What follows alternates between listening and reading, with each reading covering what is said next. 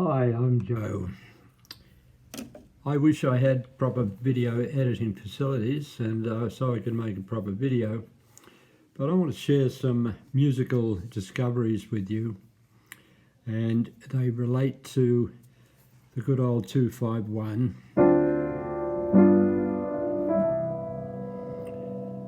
In the key of C, which we're going to start off in, we can go D minor 7, G7, and C major 7, or we can go for the tritone sub, which the second last chord instead of G7 is D flat 7, and the suspension, if you like, for that would be A flat minor 7.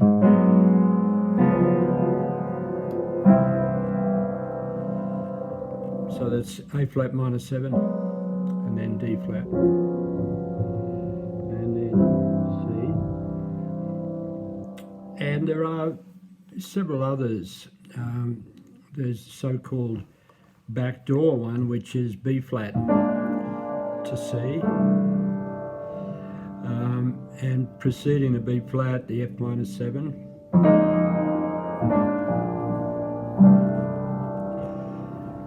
So these are 257s, and that last one suggests that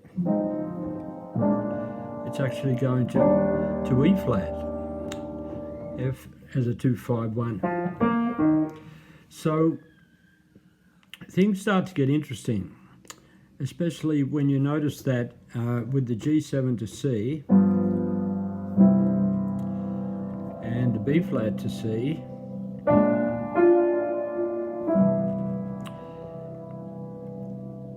the G and the B flat can be conflated, stacked on one another. So if you put a B flat just in the left hand, a B flat, A flat, and then a G, the G supplies the third, the 13th, and a nice flat 9 there.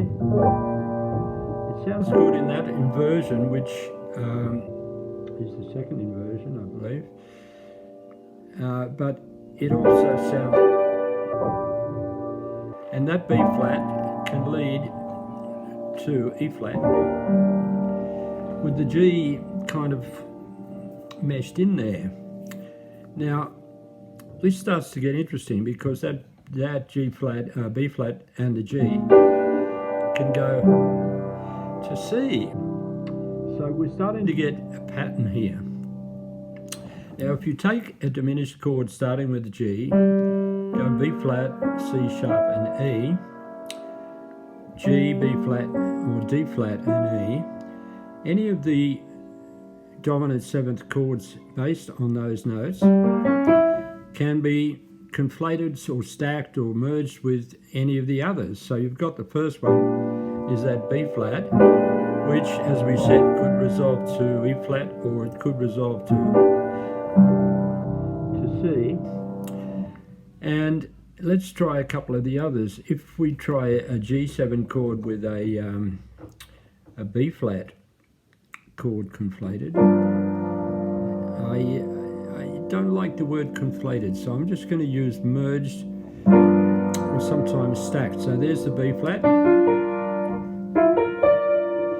and here's the G, just root and seventh, root, third and seventh. Now, as I said, any of the other chords, so we can put a D flat on top of that G7, or an E, and resolve back to the C, which the G7 is part of the family of C major, so it belongs as the dominant seventh there, and we're just stacking other chords. So we stacked on top of the G. Well, obviously we could stack a G. There's the G, there's the B flat, here's the E, and here's the D flat. All working very nicely. And since we've got a D flat in the right hand. Why don't we call that the dominant seventh and resolve to G flat? Now, as I said, any of the chords based on this diminished chord, a G diminished, B flat diminished, D flat, or E diminished, any major triads can be stacked on any of the others as a dominant seventh, and then they can lead from there to the, calling them the 5 chord, they can lead to the 1. But here's the interesting thing, they can lead to one of any of the chords in this diminished sequence.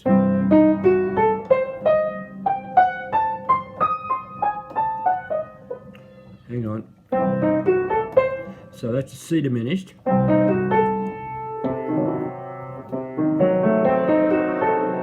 So can a G seventh be the dominant seventh not only of C but of E flat, G flat and A? Well, here's the interesting thing. Here's the G7.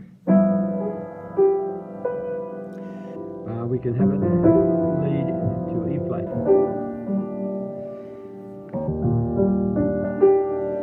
Here's the G7 again.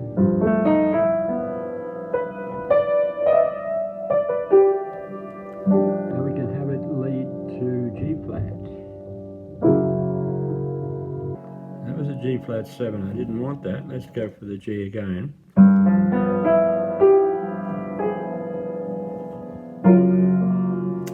There's G flat major 7. So the last one in the sequence, C, E flat, G flat, is A. So we can get the G flat, the G7 to be a backdoor to A. So here's the G.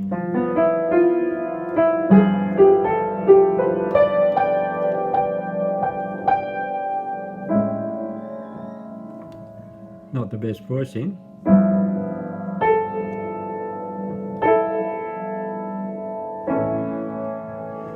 There's the back door. So that one's known already.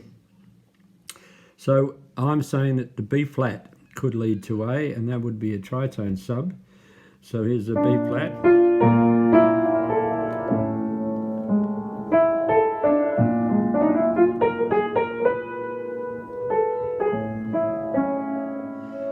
That's a B flat 7 leading to A, and as I said, we can stack on top of the B flat, we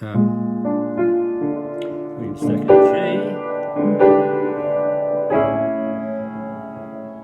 G, and we could stack an E as well if we wished.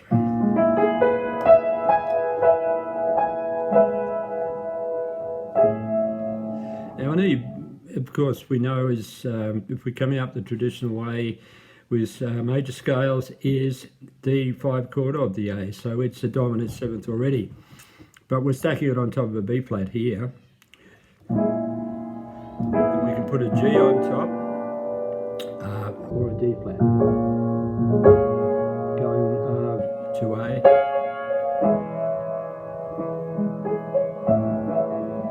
Now if we've got a D flat, we could say, okay, D flat 7, what's the 2-5-1 for that? Well, D flat, what am I playing? I'm not playing D flat, I'm playing B flat. Let's play D flat. There's the D flat, that's leading to a G flat. So the 2-5-1 would be A flat minus 7.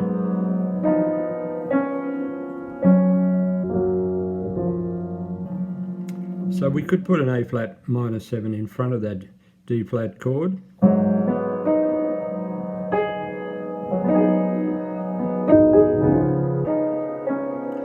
And then, as I say, we can lead this, resolve this to C or G flat, E flat or A. Let's lead it to A. Somehow or other it works. So, to summarize, any dominant seventh built on G diminished, B flat, C sharp diminished or E diminished can be the basis, the root note of a dominant seventh chord, and any of the other notes in that sequence can be merged with it as a coloration, and any of those notes can be regarded as a 5 chord, and so they lead back to or resolve to either C, E flat, G flat, or A. Okay, now one more thing. When you've got a D minor 7, the D minor 7th, if you look at it slightly different, is actually G7 sus4. So, in other words, we're only dealing with the 5 chord really, and what we've done is to multiply, bingo, the whole family of 5 chords based on this diminished. Whoops. So, take the key of C, take the 5 chord, which is a G, now build a G diminished, and now take any of those notes as a root. Firstly, B flat,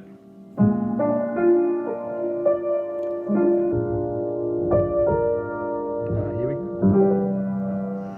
So you see how it resolves to C, take the B flat, see if it resolves to E flat. Of course it does. Take the B flat again.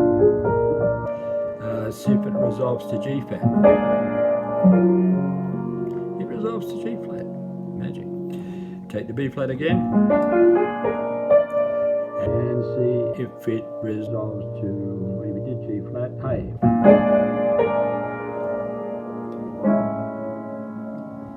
It's kind of nice actually.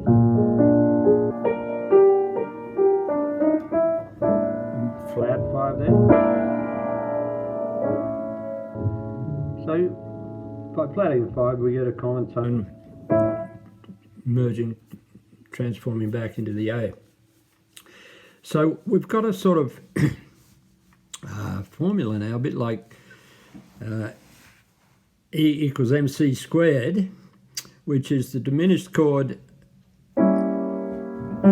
starting with the root of the 5 chord, and any of those notes will be the root of a 5 chord of any of the notes in this diminished. C diminished. So keeping it simple, C, G7, C diminished. Any of those can be, so we've got C, and now we've got E flat, we've got G flat, we've got D flat, and we've got A. Any of those can be the major chords, C, E flat, G flat, or A. Easy way to remember, it's a C diminished chord. Easy way to remember the dominants are also based on a diminished chord. Simple. There is more to it, but that's an introduction. Thank you for watching. I hope you found it interesting. Any comments would be welcome.